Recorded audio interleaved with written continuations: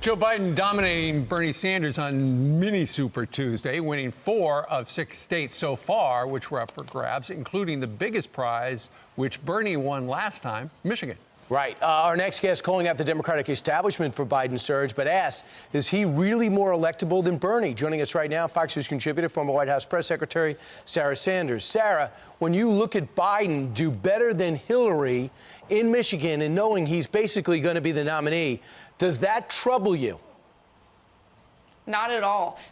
Look, anybody that's been paying attention to Joe Biden on the campaign trail and frankly on the debate stage knows he's been a terrible candidate. But anybody who's been listening to him state his policy positions knows he's extremely liberal and would make an even more dangerous and terrible president. Let's not forget that he has moved so far to the left. Joe Biden is no moderate. He supports taxpayer-funded abortion, free health care for illegals, wants to eliminate fracking, supports the Green New Deal, which would kill millions of jobs. He's fighting against the Second Amendment. This is not somebody that Democrats can claim is in the middle and is a moderate by any stretch of the imagination. He is an extreme liberal, and he is going to be just as easy for the president to beat as Bernie Sanders. It'll be a very different campaign, but I still think Donald Trump is in a great position. Let's also watch. They have settled for Joe Biden. It wasn't like they've wanted Joe Biden. They kind of settled because he became the opposing person to Bernie Sanders.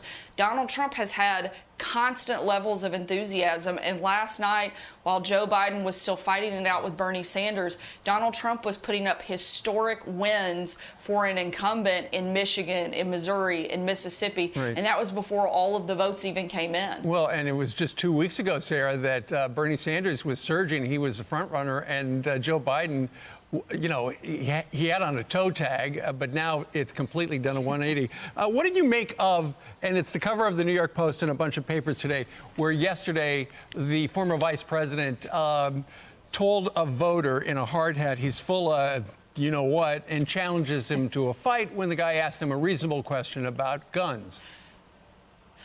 Look, I think every time we see more of Joe Biden, we see why he shouldn't be president. He doesn't have the temperament.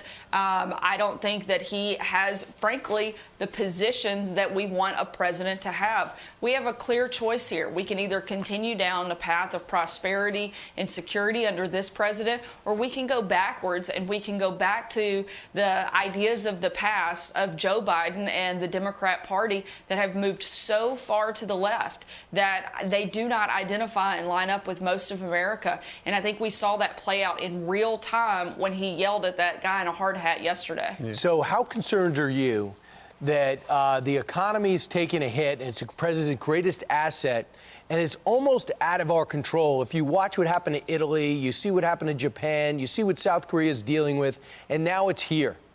And you see the market gyrations, and you see what's going on with the transportation industry. As an analyst, put on your analyst hat for a second. This is something we couldn't have expected. How do you effectively deal with it during an election year? You know, I think the way that the president is doing that, I think he's doing exactly what he needs to do, and that's taking command.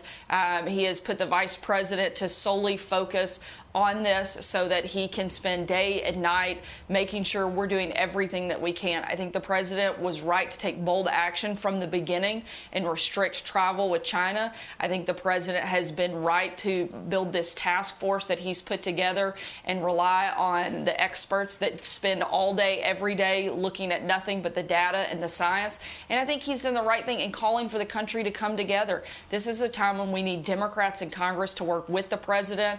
He got the funding and the resources that are needed. And now we need to let the experts do what they do best. Let's not forget that America is still the greatest country on the face of the planet.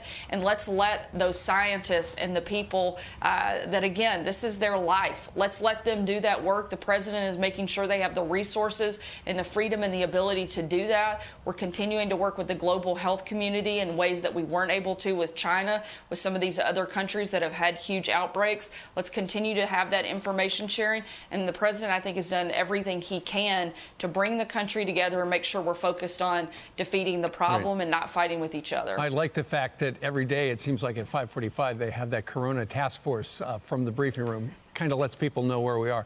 Sarah, thank you very much for joining us live today. Absolutely. Thank you.